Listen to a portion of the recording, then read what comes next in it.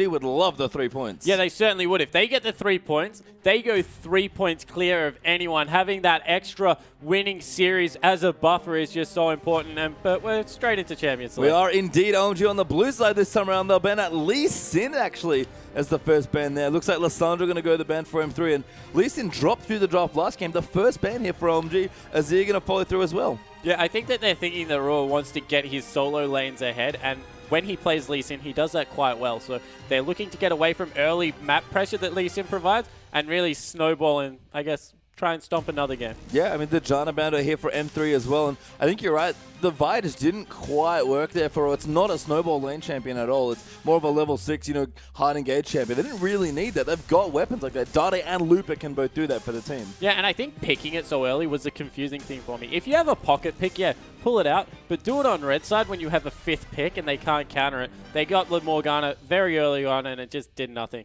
Yeah, Jarvan banned there as well for OMG. So quite a few junglers. In fact, the 3 main ones looking to get banned out here. Rek'Sai is still open, and I can't imagine you give that champion to Loveland. Yeah, but then do you give going nah? Do you leave the Rumble up? There's just so many things that you have to hit against this OMG lineup. Maybe Rek'Sai, you leave it up and try and get 2 the next time around.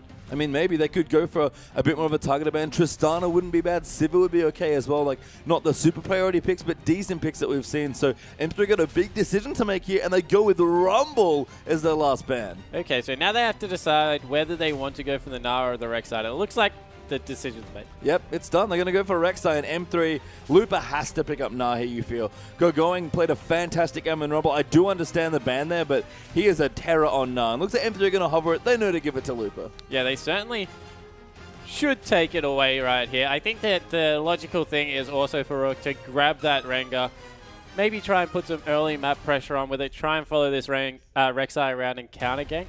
But yeah, they really need to... Oh, that's 2 pretty good picks to grab in response. Yeah, I'd say so. Cassidy Nah, the first 2 picks for M3. We see a lot of strong red side drafts in game 1. And 3, of course, down a game here, looking to take it even at 1 run, which would be a tragedy for OMG at this point, given their standings. Yeah, it certainly would be. And now I want to see what Cool's response is to the Cassidy in the mid lane, because we know he plays a fantastic Orianna. Orianna is legacy, given the Cassidy issues in the mid lane, but has he got something else that he wants to take up there? Looks like they'll go for the Aurelia. We see this matchup so often now. Aurelia picked into Nah, just does extremely well. Potentially when you get the boots too, you can even out-trade. Yeah, I like the Thresh here for low as well, so everything going according to plan for OMG. Another solid start for actually both these teams for their drafts as well. M3 might run into trouble pigeonholing their solo laners a little bit because it's very obvious where they're going, but they have really strong picks in this draft. And you mentioned Aurelia. Aurelia just feels so safe whenever you pick her. Yeah, Aurelia is like that jack of all trades, master of none top lane. Does everything well. Team fights well, has a lot of mixed damage, split pushes when she needs to. So just a very safe comfort pick that you can take up there. Yeah, M3 going to consider their next 2 picks here as well. We'll see what they want to go for. They are going to take away the Morgana, and I love the comfort pick of Corki for Candy. Yeah, I like that pickup as well. Gives the shield will also stop a lot of the knockups that come through. So far, there's not much magic damage on the lineup of OMG to break through that black shield. So we'll be able to stop a lot of the CC. If Uzi looks in vain, I will nearly go nuts. I mean, it's a kind of an interesting matchup. I think classically it was Corki favored, but with the Corki changes, the Phosphor Storm being a lot slower, be a bit different if that was the matchup we went for. And Uzi, he hovered Caitlyn, he could have gone for that. But if he goes full-on hypercarry here into this lane, that shows me a lot. Yeah, and if they stay with the Cassiopeia as well and go 2 hypercarries, no, they're going to go with Caitlyn. So that's a smarter pickup, able to really bully around the Corki early. One of the last ADs that can do that, does go extremely well in the lane. And Cool going to look to bully Dade around even further with that Cassiopeia into the Cassidy matchup. Yeah, this is a very volatile mid lane, you have to feel like. There's a lot that can go wrong. Cassidy can get on top of Cassiopeia once he hits level 6, but Cass is such good landing early on, and going to go back to the Vi here for Ro. That's his jungler, I guess. Yeah, I guess that's what he wants to run into what OMG are trying to do. I like it more this time round because he can get onto the Cassio. And if you can get onto Cassio, do enough damage that Dade can wipe her off the map, that is a lot of the damage that are coming through from OMG. Although when you've got a Rek'Sai, Aurelia, and a Caitlyn, there is a lot more in the back line, but the consistent threat that comes out of Cool will be shut down by that Joy if it goes well. Yeah, and again, just an embarrassment of threats on the OMG lineup as far as star power is concerned. I almost feel like the Vi is just to kill Uzi, because a lot of teams would identify that Uzi is one of the strongest, if not the strongest aspect of that team, but didn't work out last game because, again, just Go Going was the one getting ahead. Uzi died a couple times, but Go Going was more than happy to do the heavy lifting. Yeah, and I think that if you credit a lot, like, definitely big credit to Uzi. He's an amazing AD carry, but if you think that he is the strongest threat on this lineup, I don't think you've really consistently watched how OMG are playing, because they don't have a single threat. That's why they're winning games, because every single person on the map is doing exactly what they need to, time in, time out. And the scariest thing is, it's not just 3 carry players carrying individually, it's 3 carry players carrying together. Yeah, exactly right. And you throw the jungle and the support in there, and wow, you feel spoiled every single time you get to watch these guys step out onto the Rift. Yeah, be pretty curious to see what happens here as well. OMG, again, they would love a win here. They need to try and get their points up, but we're going to be going straight to the game. Let's go through for game 2.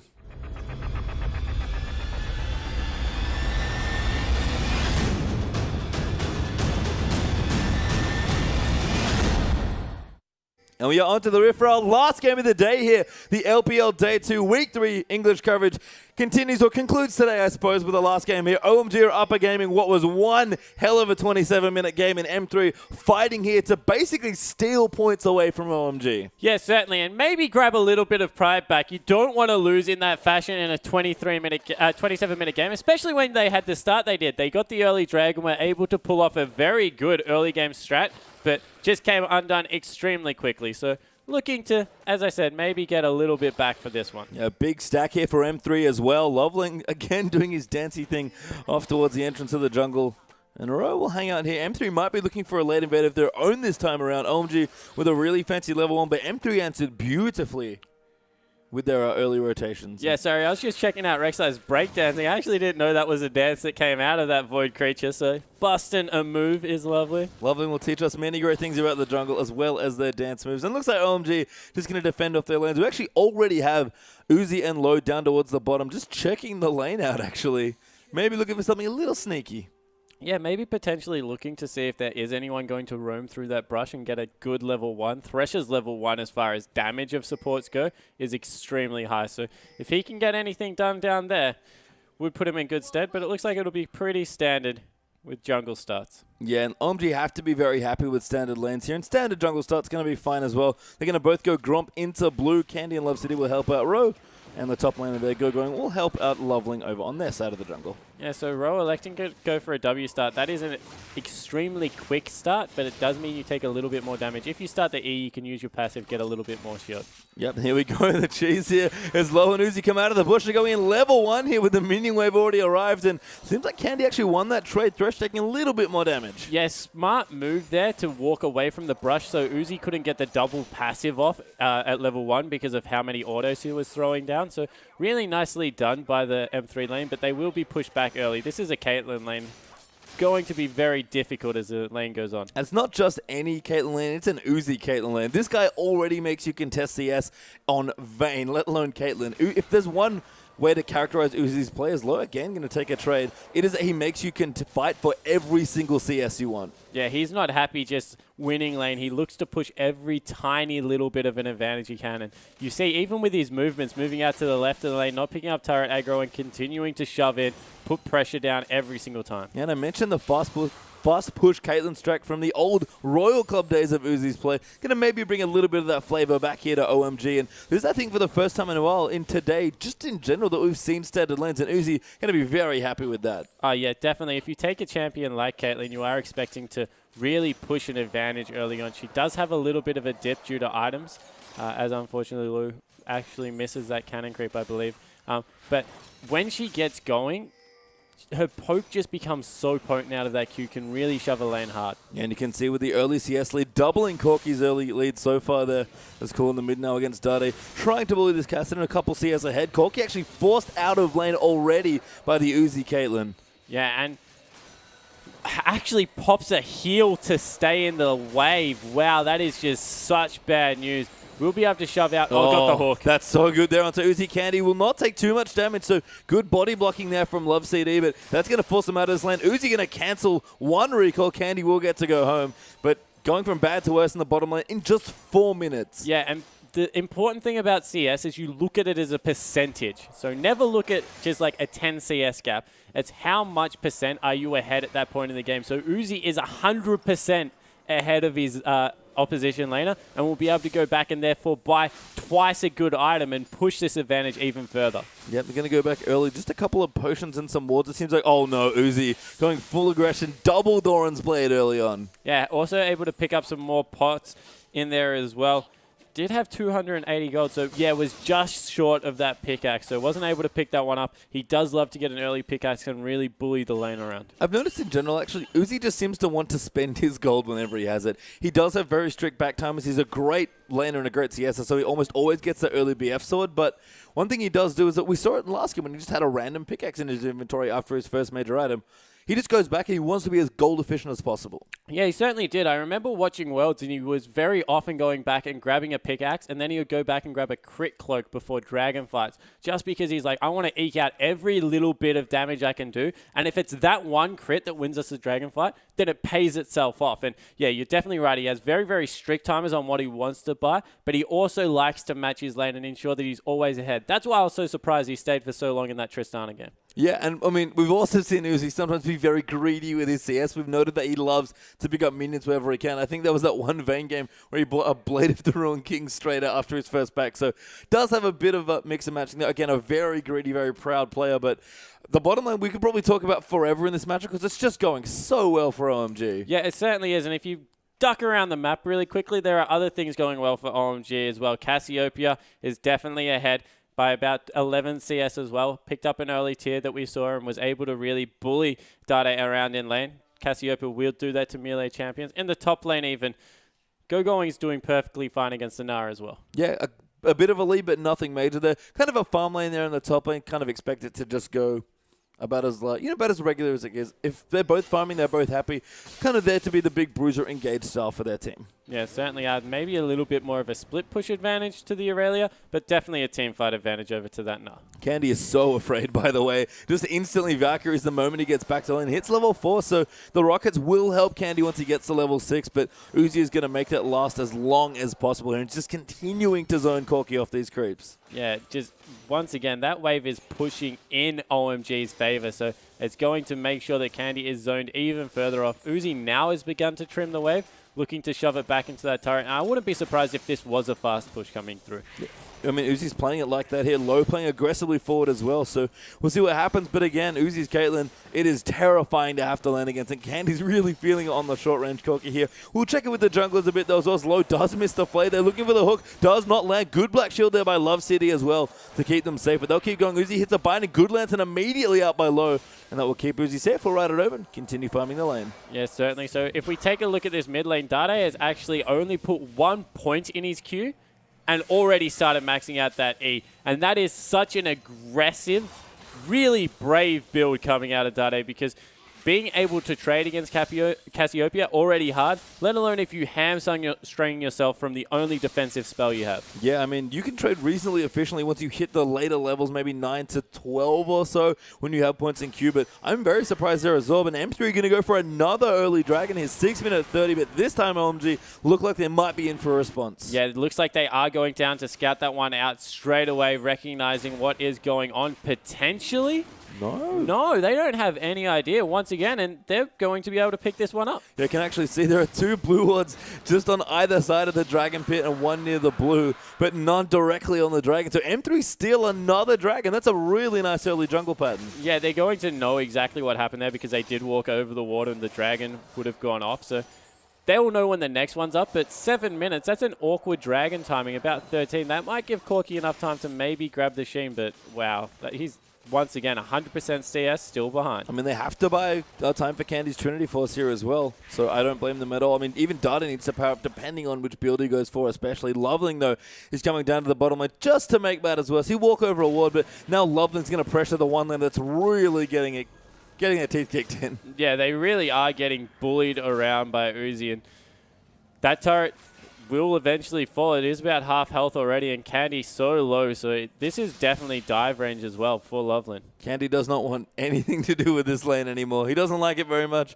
Cool, going to go back with about 1,200 gold. Does have a tier early up already. I think we saw an Archangel's Rod of Ages build from Cool last time we played Cassiopeia, so going to go for something pretty similar, have that tanky sort of AP build going. Yeah, and it's more the frontline Cassiopeia. Cassiopeia is that mid to short range mage, wants to be able to chase, and because of that will eat some skill shots, so going for anything that does have a little bit defensive is a good option. Of course, gets all that added AP from her passive, so won't miss out on much. And maybe the key difference between someone like Lissandra, who's another short-range mage, is that there's a lot of burst on this and a lot of consistent damage from Casper. Ro is coming in. Yeah, Ro is going to duck down as well. Uzi actually going very aggressively forward, does get the Lantern. Teleport coming down as well, but the Binding does land in. Looper down here as well. Uzi's trying to fight. He's going to flash forward. Gets first blood. I don't think he's going to get out of this. He's going to maybe try and get some damage on the tower. Does walk into it and going to walk away. Love City, interestingly, is going to get the kill. Yeah, and Lupin not able to pick up an assist for it, so a wasted teleport. Overall, probably a trade in trade still of OMG. Yeah, I mean, Uzi gets the kill. He keeps his lead in this lane. BF sword now to pick up for him with just some really messy-looking components for Candy of that Trinity Force. I mean, he doesn't have either a Phage or a Sheen. He's just got a couple of bits of all of them. Yeah, exactly right. You just can't get anything going in his favor at this point in the game. He's down 28, nearly 30, yeah, 28 CS at this point, and there's not really much going right on the map. OMG, even going because of that teleport, is now shot ahead in CS, and it's 1,000 gold lead just from CS. Loveling is invading as well. Will not get the red buff. Looper will jump over. Loveling will tunnel away on the Rek'Sai and throw a W out just to annoy them here. Kind of curiously up towards the top as well. Going with an early Zeal instead of maybe a quick Phage or Sheen. Yeah, so yeah, that's a really curious pickup. Maybe had the two components and then had a second back as Loveling uses his ultimate to get down there. Loveling, I think, is really just wanting to pick on Candy here. Uzi, you know, he's having a really dominant early start to his lane. Candy is basically scared to do anything here, and Loveling maybe just did that for a bit of pressure. Yeah, so, oh, look at the damage coming through. I'm surprised Uzi didn't ult just to force him off the turret completely, but he has to go back anyway, and yeah, just they're continuing to pick on this bottom lane. Yeah, and you can see the CS growing 81 to 47 now. Not quite 100% up for Uzi, but it's stayed around that point for quite a while. It's probably 80 plus for the entirety of this lane phase, which is just incredible. Cool now as well. Really far ahead of Dade. Actually didn't notice until I looked down, but Dade's greedy skill build might be costing him a bit here. Yeah, it definitely is hurting his ability to be able to trade, as we have going, just picking up every CS and getting 2 auto attacks down onto that Nara at the same time. And I think this is really showing what kind of a team M3 is. They're definitely a good team. They're a good middle-of-the-pack team, but they kind of are the poor man's OMG in this series, and the biggest discrepancy we are seeing is in that bottom lane. Yeah, I mean, in the last lane, it was arguably the top lane there with going, just going nuts as well. So, again, we talk about OMG. They have so many threats. Uzi now free hitting the turret, using the Lantern, actually takes it out. That's really creative stuff, and Low playing the perfect partner here to Uzi, it seems. Yeah, he certainly is, and Uzi now still up by that 40-plus CS, around that 70% mark, and another gank coming through. Yeah, Low actually going to get dunked. Loveling kills Looper in the top lane, though, and Low is real dead there. Candy actually gets the kill, which is a really nice start for him. Loveling was in the top lane, though, did gank up with going, getting that his second kill, or the second kill for OMG, and his first kill in the top. Yeah, so able to trade 1-for-1 there. That's good. Picking something up onto Candy will give him a little bit of a reprieve here. If he can pick up this next wave for free, will be also in his favor. So, yeah, they're trying to get some attention down in that bottom lane, help their AD carry out, but with how far ahead Uzi is, that kill probably isn't going to change the story much for now. Yeah, and the gold lead already 2,000 gold ahead with just a tower down there for OMG. So looking good already. CS pretty much winning in all 3 lanes here. Loveling going will team up for even more gold by taking out the top turret as well. And Candy does actually get the kill into Uzi. That's good 2v1 play there by M3's bottom lane. Yeah, but extremely greedy play out of Uzi to stick around in a 2v1 lane when your support is that close. He could have just let that hit the turret, cleaned up the CS, instead chooses to walk up and pays for it with his life. And if Uzi has a major weakness, it is definitely that pride and that greed. He really loves, especially when he's feeling confident, just get aggressive and take risks like that. And that was a risk that he just didn't need to take and paid for it dearly with his life. Yeah, and all of a sudden, only about 500 gold up in his lane. So he'd been bullying for so long, doing such a good job. Gives 2 kills over to the AD carry, and Phage Sheen picked up now just to a BF Sword pickaxe. Yeah, not going to have the Trinity Force done very early on for that next Dragon fight, but if M3 can buy a bit more time, they might be able to get that done as well. Yeah, Rexian towards the top, flies in past Looper. He knows what's up now. Good slow there as well with the smite. Great Nara ultimate though to keep him safe. We're going to try and re-engage here for the chase as well. Looper will bounce out though, and he should be safe. But that was another great bit of Rek'Sai pressure from Loveling. Yeah, a really cool interaction there between the Gnar and the tunnel as well. Able to stop it halfway through. This might mean that M3 are able to pick up their second dragon though. We've mentioned already how quickly Vi does push through that. Nope, they have to back off. Yeah, a little too scary there. Rek'Sai is already back down towards the middle of the map with all that tunnels going pretty much all the way from the mid lane to the top lane there. And we've talked about bottom for so long, then we hit on mid, but all of a sudden Rek'Sai has a Tiamat on this map, and that's just going to be crazy amount of damage coming through. Yeah, we don't normally see the damage Rek'Sai's coming out. Just love to go tanky. He has pretty good base damages already, but Loveling going to go in onto Dade, knocks him up. Cool going to move in there as well, but an easy riff walk keeps Dade safe for now, but that might be enough pressure for OMG to do the dragon. Yeah, it looks like they definitely are looking to get in position to do it. Good Pro Seeker. Black Shield actually keep the slow off. That's quite important, but cool. Still the movement speed buff does get bound up. Oh, Pinkwood actually going to get protected by Looper. Now Cool caught out. That's actually a good start here. Can he use the ultimate? No, he can't. Roy gets a free kill there. And now the Dragon going to get aggressed on by M3. That was a really clutch teleport from Looper. Yeah, and finally we're seeing the purpose of this Vi. It's just to generate picks and pick up quick objectives as Dade goes aggressive onto Uzi, but really nice play to get the teleport and just fly in there with Vi. Covers so much ground. And that was honestly what M3 didn't do in the last game when they had that next Dragon fight come up. They had the Vi up, they could have just gone for the pick, but they could never make it work in that game. But here, Ro running it back in this game, despite, again, the one-sided game OMG had here, really strong for them to go, you know what, we know this works, let's play it again. Yeah, exactly right. And you can understand the thought process behind it, especially when you play it with something like a Cassin and a Corki that has a lot of upfront burst.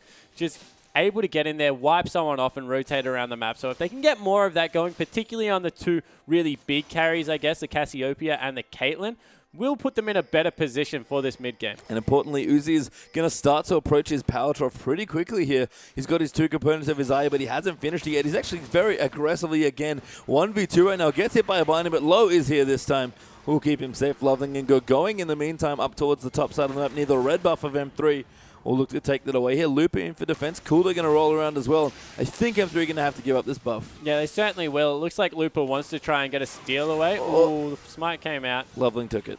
Able to secure it. So really nice play from OMG, not losing sight of exactly how they need to force people off objectives. Still pushing in this bottom lane, however. Of course they are. Uzi, again, getting aggressive, leaving the maximum Lanta time. In fact, ignoring it completely and just shooting Love City in the face. Low's like, hey, man, I want to get you back. And Uzi's like, no, never retreat. There's Dade actually down in here as well. That could cause some problems, but they are going to back off now while OMG's bottom lane. And again, with the power trap hitting for Caitlyn, the next thing for M3 might be find the next Dragon fight, find the next pick. Because if going and Cool can't get him through that mid-game power trough, that is a good opening for Master3. Yeah, I definitely agree it is, especially because Candy was able to catch up. Sure, he's behind 35 CS, and he's definitely not equal at this point in the game, but just has a much better two-item curve than what a Caitlyn is ever going to be able to accomplish with those Sork Boots as well as the Trinity Force. You throw in the fact that Dade, whilst being about 20 CS behind, will take that as a pretty good lead for a Cassin and into a Cassiopeia. This is potentially building up to a point where M3 will be stronger for a bit in the mid game. Yeah, Loveland going to good knock up onto Love CD, going, taking a bit of damage, but Low will grab Row up there now, does pop the Assault and Battery, Cool around the side who gets that kill, and there's Morgana going down to Thresh as well. Now Dada going to get locked up, does get stunned actually off to the side by Equilibrium Strike, but will get out with the Rift Walk. OMG though, 2 quick kills for nothing. Yeah, and Looper just looks a little bit out of sorts in this series so far, wasn't able to rotate down and impact that. Now doesn't even get in position to be able to defend the turret, so they might even be able to lose that one, and being outperformed pretty comprehensively by Going. Yeah, and going, I mean, we talk about how good a player he is. That Trinity Force getting completed up made a big difference in that last skirmish, and OMG are really starting to turn the heat up on this game as well. 3,000, make it almost 4,000 gold ahead for them. Uzi's still farming up with his Infinity Edge now, trying to get their way through the power trough, and I love that as soon as Uzi knows he needs to farm, OMG are back making space for him. Yeah, exactly right, and they've just got good, I guess, deep ward coverage on that side. They're able to see with that one ward on...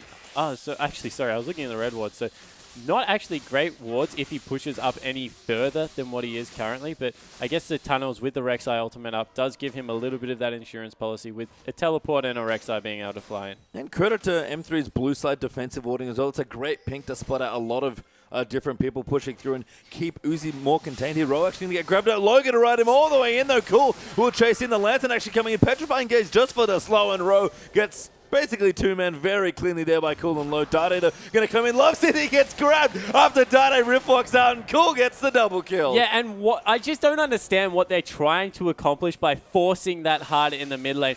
Really good play as Dade gets caught out as well. Great play from OMG to capitalize on what M3 are doing, because they're greedily trying to clear wards with a support and a jungler against a pretty fed Cassiopeia, which is going to be suicide 9 times out of 10. Yep, Low down here as well. Uzi going to come in.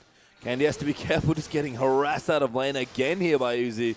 This Caitlyn still unrelenting in the aggression. Cool going to steal away the blue buff for himself now as well. The Seraphs has also been completed, so that power spike for Cassiopeia has come pretty quickly. Yeah, it certainly has nice and early. Looper going in. Candy, that's a sick hook there by Low, but Looper's going to go in, pops around him, it's Cool, no ulti around the side. Low will be the first kill. Uzi's going to ride over with Ro, and Dade going to get the next one. Now Cool getting jumped on. Also, Loveling though has made his way through. Can he do it 1v4 with the teammate? He's going to get aggressed on now as well. MD will dive in for that next one. Going coming in, and Cool round the side as well for the first time in forever. OMG actually filtering in a little too late here. Ro, he's going to get that Vault Breaker chase down as well. Dade maybe looking for the next kill. Going actually trying to get the solo. Doesn't get it though as Looper gets out. And that's 4 clean kills for 1 for M3. And finally, Looper showing what he was famous for in Korea. Really good teleport play, not even a teleport, really good roam into the bottom lane, coming down, able to affect a team fight before his counterpart in Going was there. Picks up 4 kills for his team, much needed, and get Candy back in a position where he's, once again, not quite equal. We'll see the replay. So a really good roam down by Looper, and they try and fight hit OMG for a little bit longer than they should. In the end, they're just able to fly over the wall with Rua, and he does a lot of damage in this fight at this point in the game. Lovely. Little bit confusing. Don't know what he was trying to accomplish by going that deep. Gets deleted, and then they just chase going down. Cool. Tried to zone out as best as he could on Cassiopeia. Didn't have the ult available, so wasn't able to do that much. Yeah, and going here down is going to get chased down, and Looper again in Mega Knife Bomb really helping the team there. Couldn't even get the kill, unfortunately, on Ro, who was blinking red towards the end of that fight. Dragon is back up though, and OMG going to look to take this one. It'll be their first actually of the game. Yeah, so this time it looks like the teleport is available for Looper, although he has just turned mini now, so maybe not going to look to fight this one. We'll have to see. Could teleport down and try and poke them off it, but Dragon is well and truly dead. They're cool, going to get credit for that particular buff, and that's the first one there for OMG. They'll be happy to pick that up for themselves and push themselves a little bit further with their mid-game power. Yeah, it certainly will be, but I think that M3 will also take the fact that they're able to equalize gold a little bit at this point and get some much-needed pressure around the map with that top going down. Yeah, Dade getting aggressive again, trying to poke out Uzi with his spells. Cool also now level 12 with a needlessly large rod done as well. As Looper will return home now. See what he wants to go. Actually, already has a Randy one's done nice and quickly. Definitely helping that last team fight out quite well. Yeah, so he is nice and tanky. He's 1-1-4, able to, I guess, with that last team fight that came through, able to affect it much better.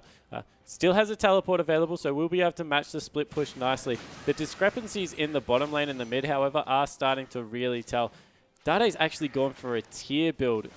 I think that's, once again, very questionable. I think he needs that Zhonya's to be able to jump into the middle, assassinate someone along with Rua, and then jump back out once his cooldowns come back on and continue that persistent damage. Cassiopeia, on the other hand, has now picked up that Zhonya's Hourglass, so going to be even harder to burst down. And if anything, it's just greedy from Dada. We saw Flandre do it as well in their match today on his Cassidy. And, you know, that he had a bit more time though. He just kind of felt like making an early game choice and being greedy. Dade is just being greedy for the sake of being Dade almost, it feels like. And he might need it here. He does need to do a lot of work in this particular game if he wants to carry the team. But that might be just a bit too much confidence from the M3 mid laner. Yeah, and I think it's a strange decision just because understanding where their team fight peaks, and it is definitely in the mid game. So he doesn't need to build for the super late game.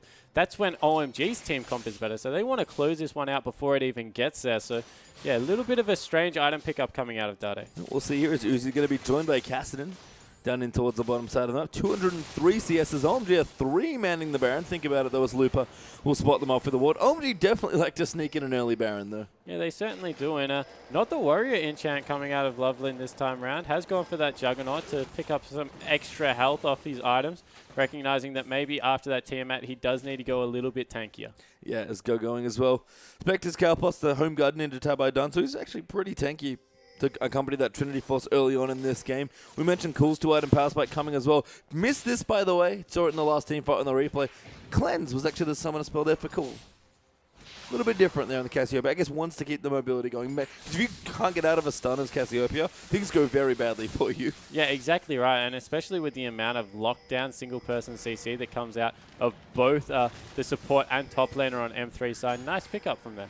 Yeah, I like it. It's just something different. I think Cassiopeia, in a lot of ways, is about using her mid and short range as effectively as possible and having good mobility. And Cleanse does afford you a very specific set of mobility. Yeah, it certainly does. Dade still in this bottom lane. They've started up the Baron once again. Yeah, Dade's hanging out in the bottom, so that's going to give OMG a power play here around this Baron. They're going to go in for it. Canro going with a smite. No, Loveling's already done, and that's a really confident Baron there for OMG. They're not that far ahead, but they're playing like they're about back up to 7,000, 8,000 gold up. Yeah, and a questionable, I guess, decision to not fight on the back of that from M3. There was a lot of very low members from OMG coming out of that Dragon Pit, but wow, Rek'Sai coming back in. Yeah, Loveling immediately Teleport uses that as well. ultimate to come through.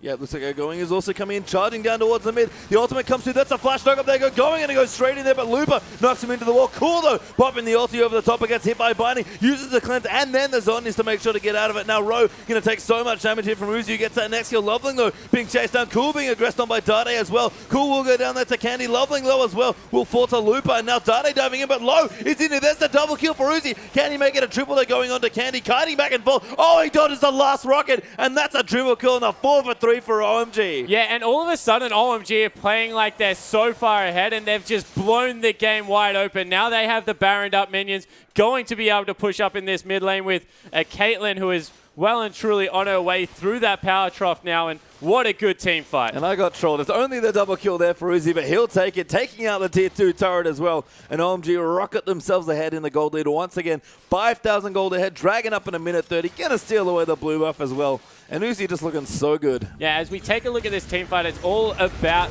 the home guards that come in from Going, as he absolutely explodes Candy. Cool gets taken extremely low, but that Zhonya's Hourglass paying dividends just means he can get even more consistent damage out as he kites back. Is taken down eventually by Candy, but this time they've just gone way too deep. Uzi is just hitting people at will at the back end, is going absolutely crazy. I think that he does get the quadra kill in there.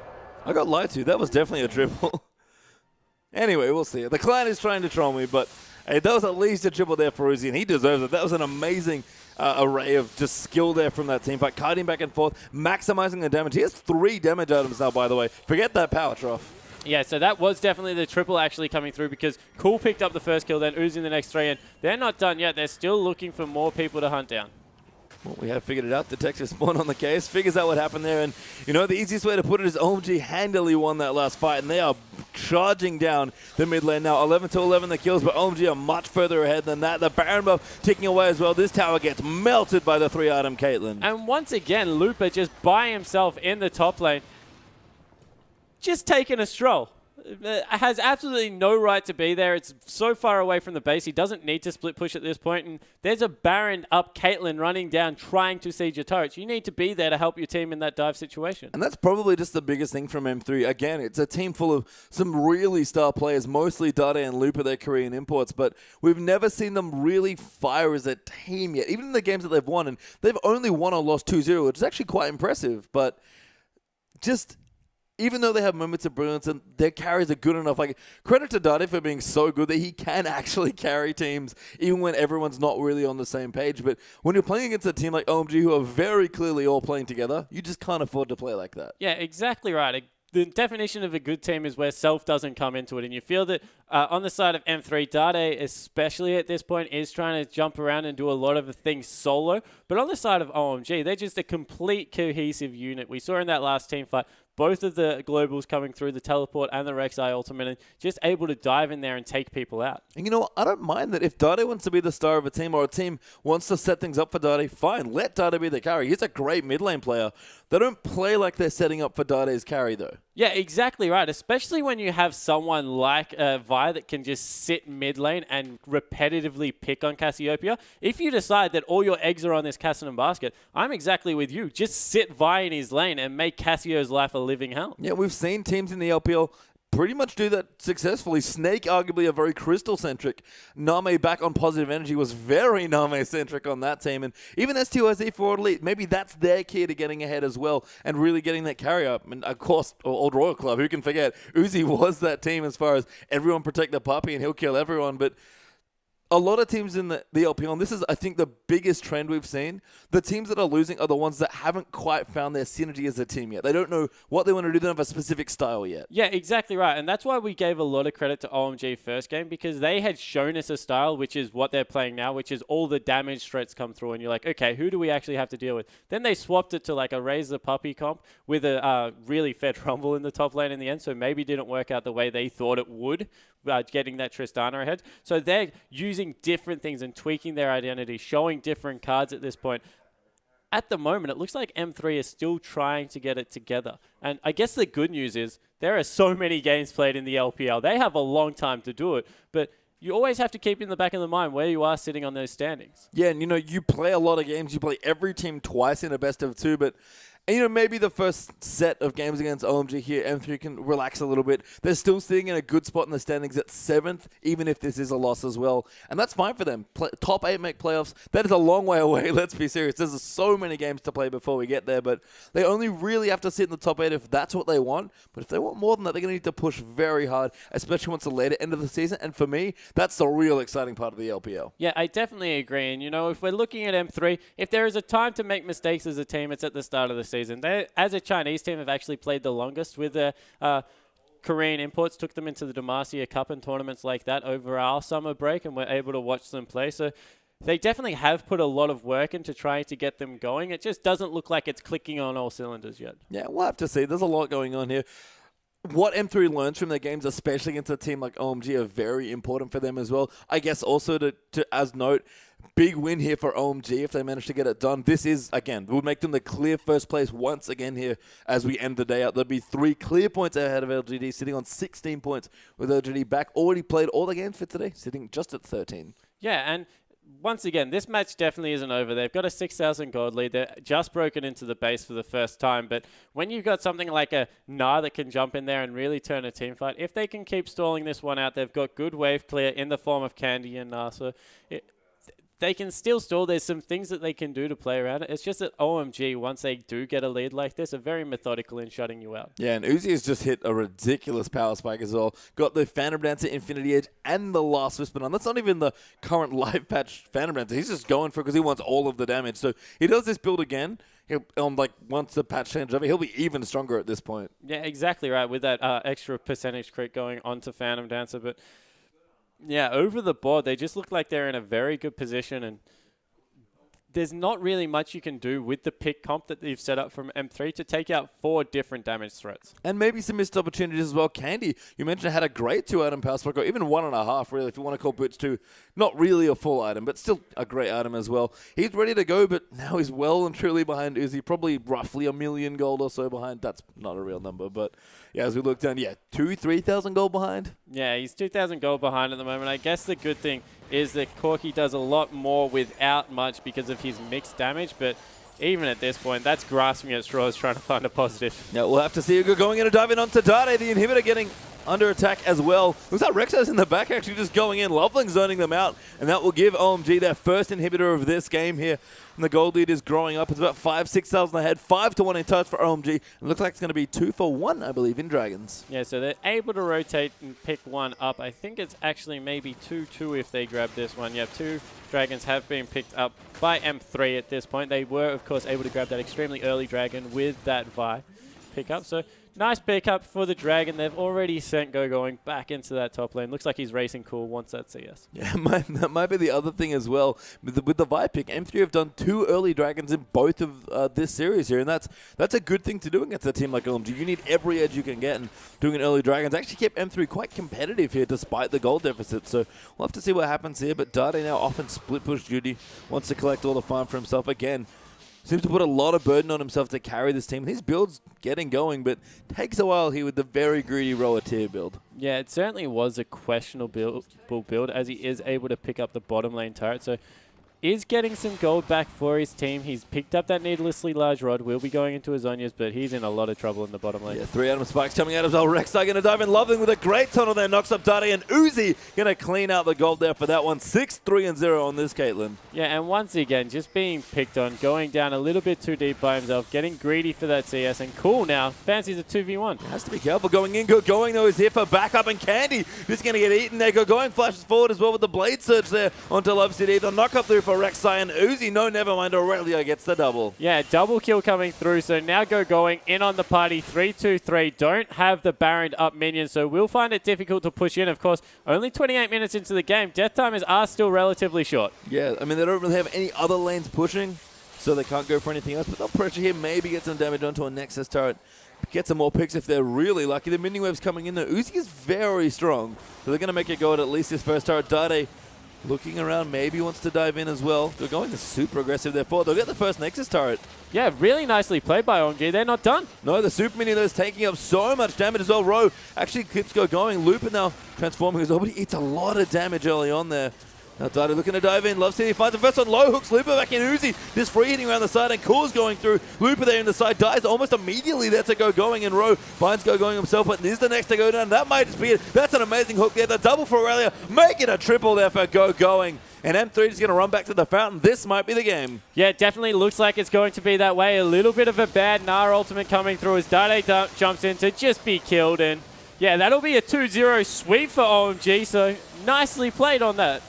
And again, 2 really fantastic games. Game 1 very one-sided. M3 looking a lot better here in this game, but OMG just proving why they are still the #1 team in the LPL. And that's not just in the standings. Right now, they look like the best team in China. Yeah, they certainly do, if not the best team in the world. They've come through extremely strong at the start of this split, and yeah, they're just really fun to watch in a great 5-man squad. Yeah, and they're a team. They are such a good team. They play together. Everyone is amazing. There's big plays going over. This whole team's basically a highlight reel by themselves, which is insane. And you know what? They'll take the 3 points against Master3. They're expected to 2-0 here, and they did in really convincing fashion. Yeah, and they just must be boosting their confidence because they're winning lane. They're rotating through team fights in the mid game well. They're getting shutouts where they're just starving people off resources. So they're doing everything consistently well. And when you do that as a team, it just makes you feel better and better and better as you go through. Yeah, I believe we have a replay there from that last game, so let's jump right into more OMG. Yeah, so this is the flank team fight that comes through. So Loveling had already burnt his ultimate to get in, and the teleport is coming through from going. So if we roll the clip, he's got home guards, and he just gets into the middle of the fight and absolutely erases Candy just straight away. It's actually Love CD, sorry. So able to pick that one up, gets through. They're continuing to kite through here. Rua goes down, and Dade jumps very greedily into the back to take pull out. So that was a very nice play. But from here, look how much damage Uzi's just doing by himself. He's just sitting there free hitting in the backline, able to pick himself up a triple kill. Candy tries to get a kill there onto Uzi, but misses the last rocket. And overall, that was just a really well thought out, well coordinated team fight. Yeah, and a big display there for Uzi as well, who really just styled on that Caitlyn for the entirety of a very rough lane phase for poor Candy there on his Corki, but even that little clip, all walking back and forth, Uzi still so great to watch. Yeah, he certainly is, and when you put him on something like a Vayne, like a Caitlyn, really takes it to people. Well, OMG going to close out the day with a very strong 2-0, but we'll be back for our last day of this third week here. Don't go anywhere, guys. At least join us tomorrow. We'll be back with more